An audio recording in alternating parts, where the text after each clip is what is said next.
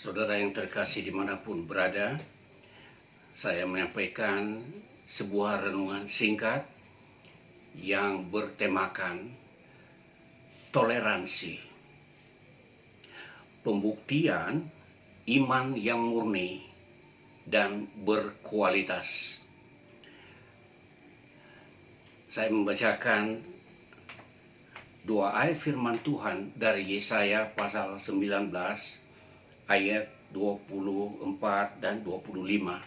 Demikianlah firman Tuhan. Pada waktu itu Israel akan menjadi yang ketiga di samping Mesir dan di samping Asyur, suatu berkat di atas bumi yang diberkati oleh Tuhan semesta alam dengan berfirman, "Diberkatilah Mesir, umatku, dan Asyur, buatan tanganku, dan Israel, milik pusakaku." Saudara yang terkasih, Menteri Agama telah mencanangkan bahwa tahun 2022 sebagai tahun toleransi.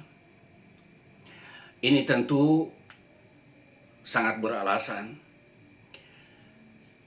melihat tindakan-tindakan intoleran dan fanatik keagamaan yang ekstrim telah membuahkan tindakan-tindakan kekerasan di mana-mana, seolah-olah Bhinneka Tunggal Ika dan Pancasila tinggal semboyan bagi mereka yang menganggap keyakinannya paling benar dan penafsirannya yang paling sempurna, sedangkan yang lain dinyatakan salah. Yang lain yang berbeda dengan dirinya disebutkan kafir, dan bahkan ada yang berpikir bahwa orang-orang yang berbeda dengan dirinya patut dilenyapkan. Saudaraku yang kekasih, umat Israel pun memiliki kebanggaan bahwa mereka telah menjadi umat pilihan Allah. Hal itu memang benar. Pertama, Tuhan telah menurunkan Tauratnya kepada umat Israel dengan perantaraan Nabi Musa. Ini fakta historis yang tidak dapat diragukan lagi. Yang kedua, bahwa juru selamat dunia, yaitu penebus dosa, yang telah Allah tetapkan sebelum dunia diciptakan, sesuai dengan 1 Petrus 1 ayat 18 sampai dengan 20, harus lahir di tengah-tengah orang Yahudi, sebagaimana Yesus katakan dan tertulis di dalam Yohanes 4 ayat 22, sebab keselamatan datang dari bangsa Yahudi. Hal ini tentu memberikan kebanggaan tersendiri bagi mereka. Dan untuk itu juga mereka diingatkan oleh Tuhan bahwa Mesir dan Asyur juga umat Allah. Asyur yang dimaksudkan di dalam perjanjian lama itu adalah wilayah negara Iran yang sekarang ini. Tuhan Allah memberkati bangsa-bangsa lain di bawah kolong langit ini, sehingga sekalipun berbeda bangsa, berbeda suku dan agama, namun di hadapan Allah, sang pemilik alam semesta, seharusnya kita mengembangkan dan membangun sikap dan tindakan toleransi antar sesama sedap di hadapan Tuhan Allah. Sesungguhnya kita semua adalah bersaudara dan sama-sama umatnya. Menurut pendapat saya, bahwa rasa bangga yang dimiliki oleh orang-orang Israel itu bisa juga menjurus kepada sikap kesombongan dan fanatisme keagamaan. Ada di dalam kehidupan tokoh-tokoh agama Yahudi. Hal demikian bisa kita temukan dalam kehidupan imam-imam, orang-orang Lewi, orang-orang Farisi, dan ahli-ahli Taurat. Bisa kita bandingkan, saudaraku, dengan pengalaman Rasul Paulus seperti yang tertulis di dalam Galatia pasal 1 ayat 13 dan ayat 14. Sebab kamu telah mendengar tentang hidupku dahulu dalam agama Yahudi, tanpa batas aku menganiaya jemaat Allah dan berusaha membinasakannya. Dan di dalam agama Yahudi, aku jauh lebih maju dari banyak teman yang sebaya dengan aku di antara bangsaku, sebagai orang yang sangat rajin memelihara adat istiadat nenek moyangku. Di sini Rasul Paulus menggarisbawahi bagaimana dia memiliki suatu kelebihan, keistimewaan dibandingkan dengan orang-orang yang sebaya dengan dia. Bahkan kalau kita lihat di dalam kitab Filipi pasal yang ketiga ayat 4 sampai 7. Dalam pasal 3 ayat 4 sampai 7, Rasul Paulus jelaskan di sini, jika ada orang lain menyangka dapat menaruh percaya pada hal-hal lahiriah, aku lebih lagi disunat pada hari ke-8 dari bangsa Israel, dari suku Benyamin, orang Ibrani asli, tentang pendirian terhadap hukum Taurat. Aku orang Farisi. Tentang kegiatan, aku penganiaya jemaat. Tentang kebenaran dalam mentaati hukum Taurat, aku tidak bercacat. Tetapi apa yang dahulu merupakan keuntungan bagiku, sekarang kuanggap rugi karena Kristus. Jadi sebelum dia mengenal Yesus Kristus, sebelum ia bertobat, ada banyak hal-hal yang secara lahiriah dia banggakan. Itu bukan hanya mengenai aturan-aturan hukum Taurat, tetapi mereka juga memiliki yang disebut dengan Talmud. Talmud berisikan aturan-aturan yang dibuat oleh tokoh-tokoh Yahudi yang menjadi aturan pelaksanaan dalam kehidupan mereka, sekalipun itu tidak diwahyukan oleh Tuhan.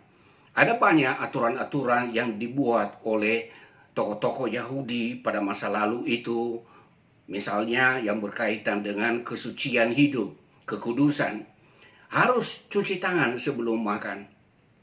Sehingga ketika murid-murid Yesus mereka makan dan tidak membasuh tangan, mereka keberatan dan berkata, kalau saja itu murid-muridnya itu hidup dalam kekudusan, bagaimana mereka bisa makan tanpa mencuci tangan?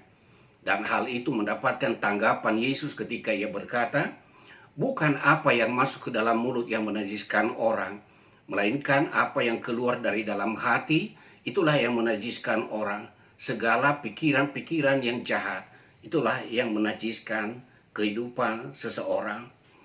Juga mengenai hari Sabat, mereka membuat aturan-aturan di situ, di mana demi menghormati hari Sabat, dokter, bidan tidak boleh membuka praktek. Sehingga bisa dikatakan bagi orang sakit, apalagi mereka yang sedang dalam keadaan darurat, ini merupakan hari yang penuh kesengsaraan, karena pada saat itu dokter dan bidan tidak dapat memberikan pelayanan kesehatan. Saudara bisa bayangkan kalau seseorang yang memiliki istri dan istrinya mau melahirkan pada hari Sabat, jangan harap ada bantuan dari dokter atau bidan, atau anggota keluargamu mengalami keadaan sakit mendadak, mereka tidak bisa memberikan pertolongan. Jadi hari Sabat yang diberikan Tuhan kepada mereka, justru mereka implementasikan dalam kehidupannya sehari-hari yang membuat kesengsaraan bagi orang-orang tertentu. Itulah sebabnya ketika Yesus menyembuhkan pada hari Sabat, ahli-ahli Taurat dan orang Farisi mengkritik dia, memprotes dia. Dan Yesus tahu apa yang mereka katakan. Sehingga Yesus katakan, jikalau pada hari Sabat seekor dombamu itu jatuh ke dalam lubang, bukankah kamu juga turun untuk mengambilnya? Dan Yesus katakan, Manusia ini jauh lebih berharga daripada domba itu. Jadi boleh berbuat baik pada hari Sabat. Demikian juga mengenai soal makan. Mereka tidak boleh makan berdampingan, berdekatan dengan orang-orang yang tak bersunat. Karena hal itu bagi mereka adalah suatu kenajisan. Saudaraku yang terkasih, kualitas keimanan dan hidup keagamaan teruji tatkala dihadapkan dengan situasi dalam interaksi sosial. Suatu contoh menarik seperti yang Yesus katakan, yang tertulis di dalam Lukas pasal yang ke-10, mulai ayat 30 sampai 37. Jawab Yesus kepada ahli Taurat yang mencobai dia. Ia berkata, adalah seorang yang turun dari Yerusalem ke Yerikho. Ia jatuh ke tangan penyamun-penyamun yang bukan saja merampoknya habis-habisan, tetapi yang juga memukulnya, dan yang sesudah itu pergi meninggalkannya setengah mati. Kebetulan ada seorang imam turun melalui jalan itu. Ia melihat orang itu, tetapi ia melewatinya dari seberang jalan. Demikian juga seorang Lewi datang ke tempat itu. Ketika ia melihat orang itu, ia melewatinya dari seberang jalan.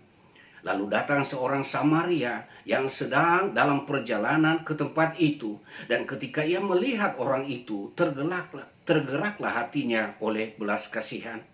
Ia pergi kepadanya lalu membalut luka-lukanya sesudah ia menyiraminya dengan minyak dan anggur. Kemudian ia menaikkan orang itu ke atas keledai tunggangannya sendiri, lalu membawanya ke tempat penginapan dan merawatnya.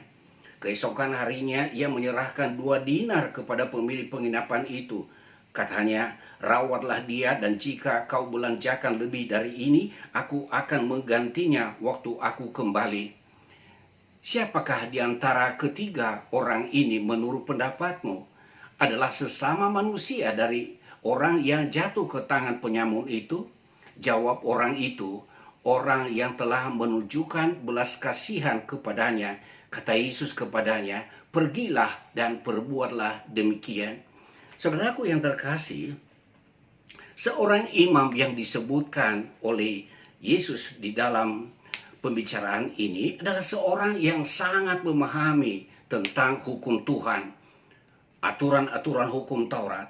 Pasti dia memahami tentang inti hukum Tuhan itu, yaitu kasih kepada Allah dan kasih terhadap sesama manusia. Demikian juga dengan orang Lewi, satu suku yang ditetapkan Allah untuk melayani di bait suci, melayani umat Israel.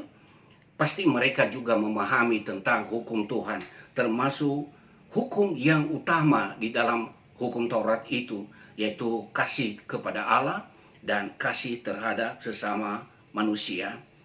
Namun di sini kita bisa melihat dari apa yang Yesus katakan, kemunafikan dan kefanatikan mereka terbongkar sebab mereka hanya melaksanakan aturan dan ritual keagamaan mereka secara lahiriah.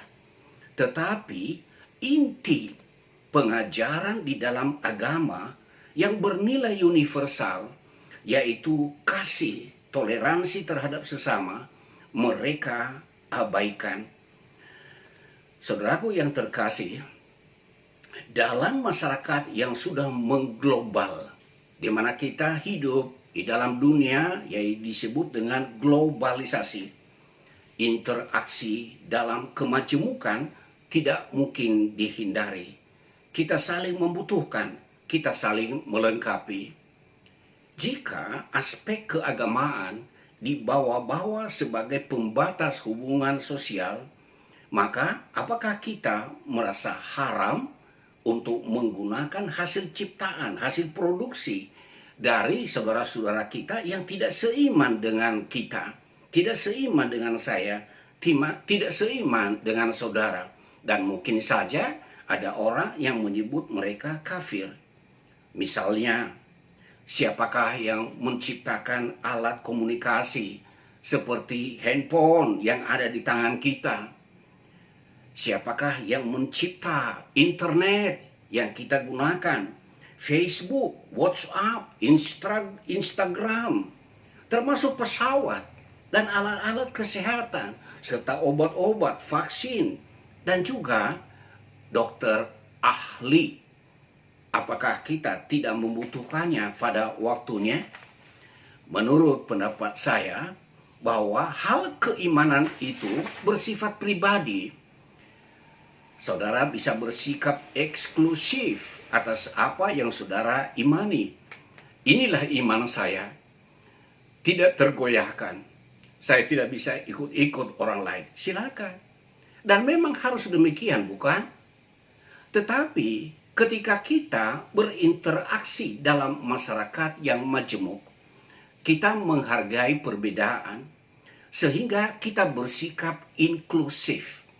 Kita menempatkan diri sebagai bagian dari masyarakat yang heterogen, masyarakat yang majemuk, masyarakat yang beragam, sehingga sikap dan tindakan toleransi harus kita junjung tinggi.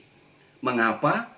Karena kenyataannya kita sama-sama umat Allah di hadapan Sang Pencipta, dan hendaknya kita membuktikan kemurnian iman kita dan kualitas hidup kerohanian kita, dan bukan sekedar fanatisme keagamaan dengan pemahaman yang dangkal. Saudaraku, hidup di negara yang dibangun atas dasar kemajemukan, di mana Bhinneka Tunggal Ika menjadi lambang negara, dan Pancasila sebagai dasar negara, serta Undang-Undang Dasar yang menjamin kebebasan beragama sesuai kepercayaannya masing-masing, tentu sebagai warga negara yang baik, wajib kita menghargai orang lain, karena itu adalah hak asasi manusia. Tindakan yang tidak bersahabat, intoleran, sebenarnya tanpa disadari, kita sedang mempertontonkan hal-hal yang buruk tentang diri kita, dan tanpa kita sadari, penonton akan meninggalkan saudara secara diam-diam dan perlahan. Sebab hati nurani manusia pada umumnya sadar bahwa agama seyogianya membawa kedamaian, mementingkan kemaslahatan umat, dan bukan menimbulkan kekacauan, terorisme, dan ketakutan bagi orang lain. Saya ingat apa yang disampaikan oleh Bapak Dudung Abdul Rahman ketika ia masih Pangdam. Sekarang beliau sudah menjabat sebagai Kepala Staf Angkatan Darat. Beliau berkata kurang lebih begini: seorang tokoh agama, katanya hatinya baik, sikapnya baik, tutur katanya baik, tindakannya tentu juga baik, sehingga menjadi teladan bagi masyarakat. Saya berpikir bahwa apa yang disampaikan Pak Dudung Abdul Rahman itu relevan untuk kita gunakan sebagai refleksi. Siapa saja kita yang memiliki tanggung jawab di dalam pembinaan umat? Apakah kita sebagai seorang pendeta? Apakah kita sebagai seorang biksu, seorang pastor, seorang imam, atau seorang ustadz? Maka tentunya keteladanan hidup kita di hadapan umat sangat penting, dan hendaknya memberikan kesejukan dan bukan perpecahan atau menyulut hal-hal yang menyangkut sara. Bapak Ibu yang terkasih dimanapun berada, toleransi adalah hal yang sangat penting. Sebab kita sama-sama umat Allah, sama-sama umat di hadapan Sang Pencipta. Dan sesungguhnya sikap toleransi itu merupakan pembuktian bahwa kita memiliki iman yang murni dan iman yang memiliki kualitas secara spiritual. Salam toleransi. Tuhan memberkati Bapak, Ibu, Saudaraku dimanapun berada.